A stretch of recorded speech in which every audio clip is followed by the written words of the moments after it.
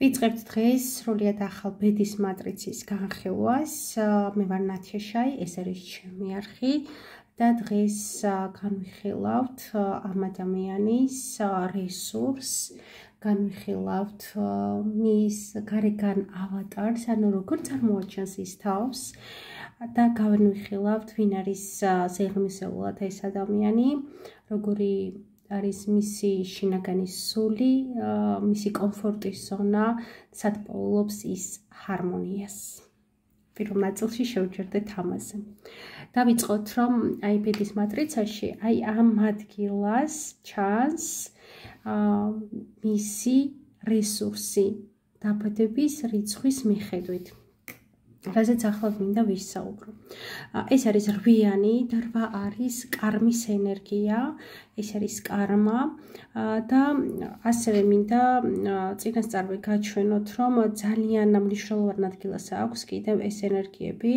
ხვდებით ალბათ, რომ ეს არის სასიყვარულო ზონა, ბალანსი სიყვარულსა და მის კარიერას შორის. აი აქაც აქვს რვა ენერგია. და მოდი ვნახოთ და შევუდგეთ განხილვას რა არის ეს რვა ენერგია.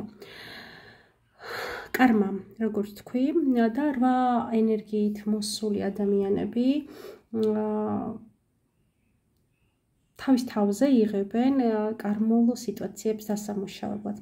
ამ ადამიანებისთვის აუცილებელი არის, რომ ჩაწვდნენ ამ ინფორმაციას, თუმცა შინაგან არაცნობიერ დონეზე ეს ინფორმაცია მათ აქვთ დალექილი, იმიტომ რომ ისინი არ თუ ისე ახალი სულები არიან, მათ გამოვლილი აქვთ რაღაც ეზოთერული ცოდნები, თავგადასავლები და ამიტომ ძალიან კარგად იციან რა არის კარმა. ძალიან კარგია თუ თეორიული ცოდნა არ აქვს ამის შესახებ ადამიანს, რომ გაიცნოს ბუდიზმის ასე ვთქვათ ფუნდამენტურ ღირებულებებს, იმიტომ რომ რვა ენერგია აბსოლუტურად აღწერს ბუდიზმის თეორიას.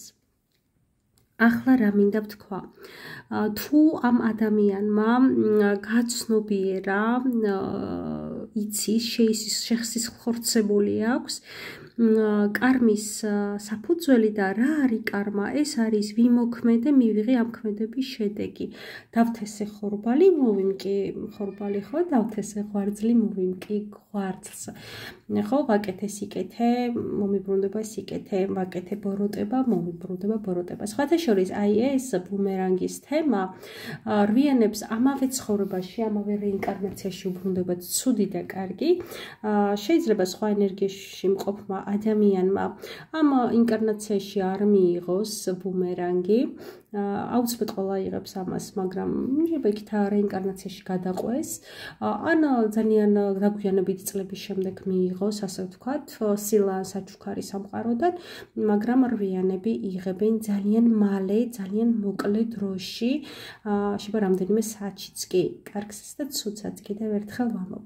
ამიტომ რვიანს სულ უნდა ახსოვდეს, რაც კი ხდება მის ცხოვრებაში, კარგიც და ცუდიც, ყველაფერს აქვს მიზეზი და არა მარტო მის ცხოვრებაში, საერთოდ სამყაროში რაც ხდება, კარგის და ცუდი, ყველაფერს აქვს მიზეზი და საფუძველი და მთავარი სულ ვამბობ, რომ ყველა ადამიანის უმაღლესი მწვერვალი და მისია არის მისი მისვლა უკან დაბრუნება ღმერთთან, საიდანაც წამოვიდა, ხო, ღმერთმა ხო ჩვენს სხეულში, ანუ თიხაში ჩაბეროს სული, ხო, და ისე უკან დაბრუნება ღმერთთან და ჩემთვის სამოთხე გარდა ეს სულიერი ჰარმონიისა არის ეს ზუსტად სულიერ ჰარმონიასაც ვიჭერთ მაშინ, როდესაც ჩვენ ვართ ღმერთში და ღმერთი არის ჩვენში.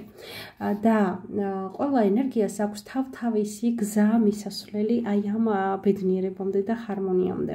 და რვიანის გზა არის ეს, ნახე, ყოველთვის იცის, რომ ღმერთი არ არის უსამართლო, ყველაფერი არის სამართლიანი. და ენდობა მას, ენდობა სამყაროს ამ სამართალში. რვიანი თუ არის უკმაყოფილო, ღმერთო ჩემო, მე რატო დამემართა ეს, მე რატო არ მიმართლებს, მე რატო არ ვარ, ასე ვთქვათ, აი ხო კეთილი ვარ, მაგრამ აი რაღაცებში რატო არ მეწყობა ხელს და აი სხვებთან როგორ არის, ანუ თუ მსგავს თემებში, ფიქრებში არის და უკმაყოფილოა თავისი ცხოვრების, მაშინ იცოდეს, რომ მას კიდევ და კიდევ უფრო დაუმძიმდება, ეს მუშაობს რვიანი, მანამ სანამ არ გაითავისებს ამას, ზუსტად რაზეც ამდენი ხანი ვლაპარაკობ, რომ ყველაფერი არის სამართლიანი. მეტი ინფორმაციის წაკითხვა, გაგება კარმების შესახებ, ბუდიზმის გაცნობა, მე არ მომბობ, რომ რელიგია შეიცვალოთ, მაგრამ ჩემი თვალთახედვით ბუდიზმი რელიგია არც არის, ეს არის დიდი ფილოსოფია და გაიცანით ამ ფილოსოფიას. არიან დინჯები, არიან მშვიდები, დადებით შემთხვევაში რვიანები, ხო, თუ კარგად ამუშავებენ და ყველაფერს ხვდებიან მშვიდად. მათ იციან, რომ ყველა უსამართლობის უკან არის რაღაც კარმული ხაზი და მნიშვნელობა და ნიშანი. აი, თუ ვიღაცა ძალიან ღიზიანდებას ვამბობ და არა იმას ტკივა თუ არა ცხადია რვიანებსაც ტკივათ. მაგალითად, რატო იღუპებიან ბავშვები ადრეულ ასაკში, რატო ავადმყოფობენ, რატო შიმშილობენ, რვიანმა იცის, რომ ეს არის კარმა და ამის მიზეზი არის კარმა. აი, ეს ცნობიერება აქვს გახსნილი. მინუსში როგორც თქვი პირიქით, ან უკმაყოფილოა ამ სამართლიანობის გამო, უსამართლობის გამო, ბრჭყალებში უსამართლობის გამო, ან იცის რა არის სამართლიანობა, მაგრამ ხმალამოღებული იბრძვის ამის სამართლიანობის დამყარებისადმი, ანუ აგრესიული ხდება, თავისი თავი გონია სულ მართალი, სწორი და ყველაფერს ებრძვის, თუ კი რამეზე ფიქრობს, რომ ეს არასწორია და არ არის მართალი. მე როგორც თქვი სასიყვარულო თემაში და ფულის თემაში ხო კინაღამ გამოგჩნდა იქ ფულის ენერგიაშიც აქვს რვიანები, მაგრამ ამაზე როდესაც ამ საკითხებზე გადავალ, მაშინ დაწვრილებით, ანუ როგორ რანაირად უნდა მოიზიდოთ და ასე ვთქვათ, ფულის და სიყვარულიც კარგად დამუშავოთ ეს ენერგიები და სწორედ იაროთ ამ გზაზე. ეხლა კი შინაგანად როგორი ადამიანია, ეს ვინც დამიკვეთა ეს ბედის მატრიცა. მას აქვს 6-იანის ენერგია, ეს არის შინაგანი ცენტრი, მანიპურეს ჩაკრა, ქართულად ულამაზესი სახელი აქვს ამ ჩაკრას, მზის წნული და ეს არის აი ეს ენერგია არის წარმოიდგინეთ, რომ თქვენ ხართ რაღაცა მავალი და საწვავი არის ეს და თქვენ გაქვთ ეს საწვავი, გჭირდებათ 6. ნომერი 6 და ეს არის სიყვარული. და სიყვარული ეს არის უპირობო, უზარმაზარი სიყვარული და ზუსტად თქვენი მისასვლელი ღმერთამდე გზა არის სამართლიანი სიყვარული, ესე რომ ვთქვათ. სიყვარულის მოთხოვნილება გექნებათ, აი რაღაც უზომო, საზღვრო, აი გინდათ რომ აი რაღაცა რომ აი წყურვილს რო ვერ იკლავ, ხო ისე ხართ სიყვარულისადმი, სვავთ და კიდე გწყურიათ, აი ესეთი ადამიანები ხართ, მაგრამ არის ერთი ძალიან დიდი მაგრამ. 6-იანები ხშირ შემთხვევაში სხვაში ეძებენ ამ სიყვარულს, სხვა ადამიანში და უნდათ იმისი თვალებიდან, იმისი გრძნობიდან, იმისი ემოციიდან დაინახონ თავისადმი სიყვარული. ეს არის ძალიან დიდი მინუსი და შეცდომა. 6-იანებისთვის ძალიან მნიშვნელოვანი არის, რომ უყვარდეთ საკუთარი თავი, თვითონ დაინახონ, დააფასონ, შეიყვარონ, საკუთარი თავის სიყვარული უნდა ისწავლონ და როდესაც იგრძნობენ აი ამ ღმერთს სიყვარულს საკუთარ თავში, ამ სისავსეს, ამ სრულყოფილებას, ამის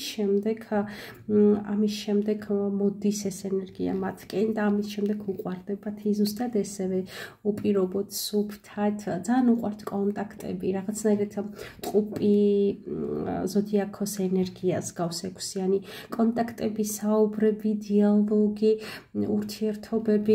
6-იანი ყოველთვის დაგეხმარება, აი დაუშვათ როგორი კონტაქტები აქვს იცი, აი ვინმე კაი ექიმი ხო არცი, როგორ არ ვიცი, დაგაკავშირებ, ვინმე კარგი მხატვარი ხო არცი, ახლავე დაგაკავშირებ, ვინმე კერავი ხო არიცი, ახლავე დაგაკავშირებ. აი ესეთი სულ უნდა რომ დაეხმაროს ადამიანებს, უყვართ წვეულებები, შეხვედრები.